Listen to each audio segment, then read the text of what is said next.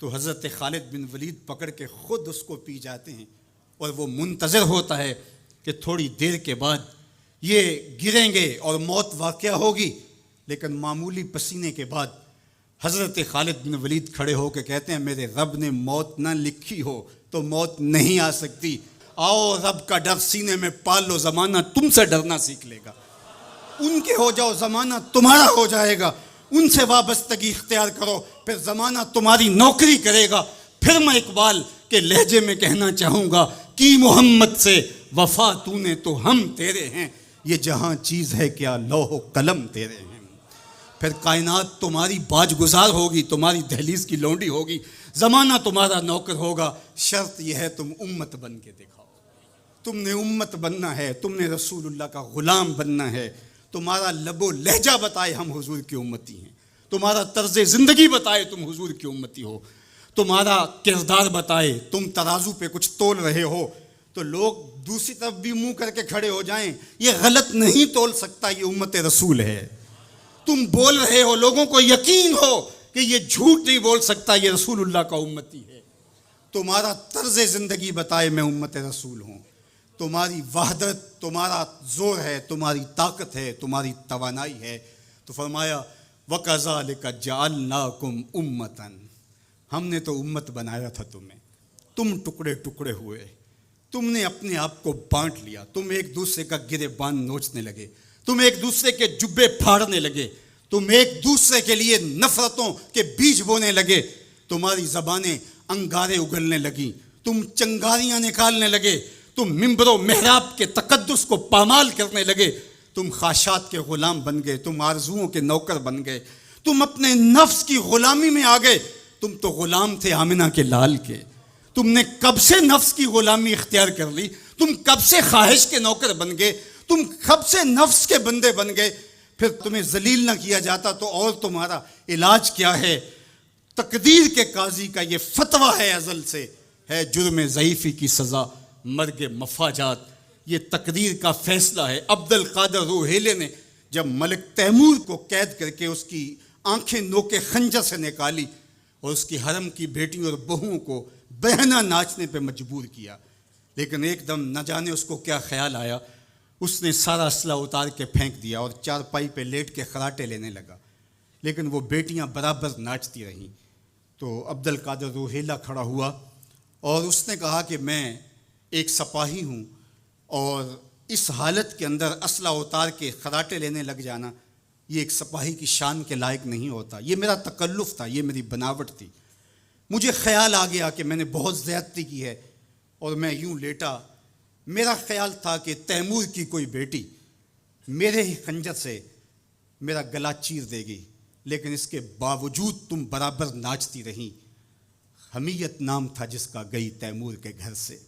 اس نے کہا کہ اب میں حق بجانب ہوں جو میں نے آپ کے ساتھ کیا، اس لیے کہ میرے خنجر کو پڑا ہوا دیکھ کے اور مجھے خراٹے لیتے ہوئے دیکھنے کے باوجود بھی جب تم ناچ رہی ہو تو پھر میں نے غلط نہیں کیا، تمہارا علاج یہی تھا۔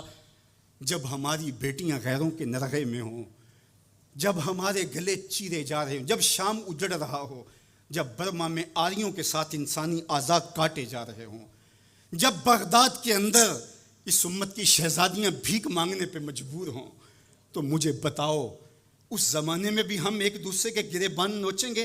تو پھر جو ہمارے ساتھ ہو رہا ہے یہ ہماری سزا تھی، ہمیں امت بنایا گیا تھا، ہم نفس کے غلام بن گئے، ہم خواہشات کے نوکر بن گئے۔ تو میرے رب نے کہا وَكَذَلِكَ جَعَلْنَاكُمْ أُمَّةً، دوسری بات وسطا، تمہیں امت وسط بنایا۔ امت وسط اس کے 3 معنی امام قرطبی نے کیے ہیں، باعظمت امت، باکمال امت، اور تیسرا معنی معتدل امت۔ عظمت کے جس معراج پہ تمہیں بٹھایا تھا وہ کسی اور کا مقصوم نہیں تھا، جعلت لی الارض مسجدا، پوری کائنات کو تمہارے لیے مسجد بنا دیا گیا، تمہیں یہ عزت دی۔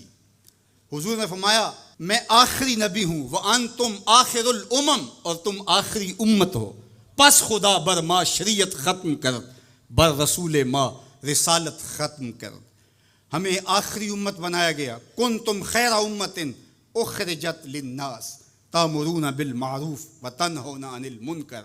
یہ مجھے کہا گیا، یہ آپ کو کہا گیا، تم خیر امت ہو.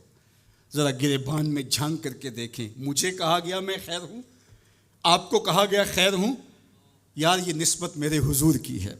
تو تم خیر سے جڑے ہو، تم بھی خیر بن گئے ہو، تم خیر امت ہو. تمہیں عزتوں کی مسند دی گئی، جو معراج، جو مقام، جو مرتبہ، جو رفعت تمہیں دیا گیا وہ کسی اور کا مقسوم نہیں ہے. تم خیر امت قرار پائے. اللہ اکبر. تو کہا اس سے مراد باعظمت امت ہے. دوسرا معنی با کمال امت، جو عزت، جو شرف، جو مرتبہ، جو مقام تمہیں دیا گیا، جو کمال، عروج اور بانکپن تمہارا مقسوم ہے، وہ کسی اور امت کا مقسوم نہیں ہے.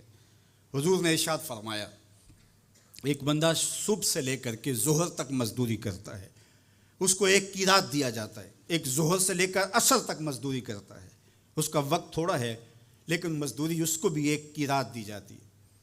اور تیسرا شخص عصر سے لے کر مغرب تک مزدوری کرتا ہے، دونوں سے کم تھوڑا وقت لگاتا ہے لیکن اس کو 2 قیراط دیے جاتے ہیں. فرمایا پہلی مثال یہود کی ہے، دوسری مثال نصارہ کی ہے، اور تیسری مثال میری امت کی ہے. تھوڑے عمل پر زیادہ اجر رکھا گیا. من جاء بالحسنۃ فلہ عشر امثالھا. ایک نیکی کرو گے 10 کا ثواب ملے گا. یہ اس امت کو اعزاز دیا گیا، یہ امت کو تکریم دی گئی. ایک بچہ حفظ قرآن کرتا ہے اور اپنے خاندان کے لوگوں کی شفاعت کرتا چلا جاتا ہے. بڑھاپے میں اترتا ہے ایک شخص، عمر کی کثرت کی وجہ سے وہ خاندان کی شفاعت کا اہل ہو جاتا ہے. کیا کیا شرف نہیں دیے گئے، کیا کیا مقام نہیں دیا گیا. اس امت کو عزتوں کی مسند پہ بٹھا دیا گیا. قیامت کے دن اعضائے وضو سے چمکتی ہوئی یہ امت سامنے آئے گی. دور سے پہچانے جائیں گے یہ محمد عربی کے غلام ہیں، چونکہ ان کے اعضاء چمک رہیں گے، روشنی نکل رہی ہوگی ان کے وجود سے. تیسرا معنی امت وسط کا، معتدل امت، اعتدال کی راہوں پہ چلنے والی، نہ یہود کی طرح اور نہ نصارہ کی طرح افراط و تفریط کا شکار نہیں ہوں گے، بلکہ یہ اعتدال کی راہوں پہ گامزن ہوں گے. عقائد میں، اعمال میں، رویوں میں، طرز زندگی میں، انداز معاشرت میں، گفتگو میں، کلام میں، ہر لحاظ سے یہ اعتدال کی راہوں کے مسافر ہوں گے. جب یہ امت اعتدال کی راہوں سے نکلی اور ان میں غلوف پیدا ہوا یا ان کے اندر تفریط پیدا ہوئی تو نتیجہ یہ ہوا امت اپنے وقار کو کھو بیٹھی. یہود نے شان الوہیت اور شان رسالت کے اندر تنقیص کر دی اور انبیاء علیہم السلام کی دشمنی مول لی اور کتنے نبیوں کو ناحق قتل کیا. بنی اسرائیل نے 70 نبی شہید کیے ہیں. آج اگر راہ خدا میں ہمیں کوئی تکلیف پہنچتی ہے تو میں اور آپ ہوتے کون ہیں؟ اس راستے کے اندر تو نبی شہید کیے گئے. امام رازی نے تفسیر کبیر میں لکھا ہے کہ مکے سے طائف تک 70 ایسے نبیوں کی قبریں ہیں جن کی وفات صرف بھوک کی وجہ سے ہوئی ہے. یہ دین یوں ہی ہمارے تک نہیں پہنچا، یہ قدریں ہمارے تک یوں ہی نہیں پہنچی، ہمارے اسلاف کی قربانیوں کا نتیجہ ہے. اور دوسری جانب نصارہ نے انبیاء کے باب میں ایسا غلوف کیا اور توحید کے عقیدے کو بھی بگاڑ کے رکھ دیا، حضرت عیسیٰ کو خدا کا بیٹا قرار دے دیا. تقانیم ثلاثہ میں مبتلا ہو کر کے 3 وجودوں کو انہوں نے معبود قرار دیا اور 3 وجودوں کے مجموعے کو الہ کہا. افراط اور تفریط کی راہوں پہ گامزن ہونے والے گمراہیوں کا شکار ہوئے، لیکن مجھے میرے دین نے، میرے اسلام نے جو عقیدہ دیا وہ صراط مستقیم کا عقیدہ دیا. اور ہر روز، ہر نمازی، ہر نماز کی ہر رکعت میں اصالتاً یا وکالتاً یہ کہتا ہے اہدنا الصراط المستقیم. یہ اتنی ضرورت ہے ہماری کہ اللہ سے مستقیم راہ مانگے کہ چونکہ دونوں جانب لڑکنے کے اندیشے لمحہ لمحہ موجود ہیں، پھر اس کو اجالنے کے لیے آگے کہہ دیا کہ غیر المغضوب علیہم ولا الضالین، یعنی نہ تو گمراہوں کا راستہ اور نہ جن پر تیرا غضب ہوا ان کا راستہ، نہ افراط نہ تفریط کی راہ.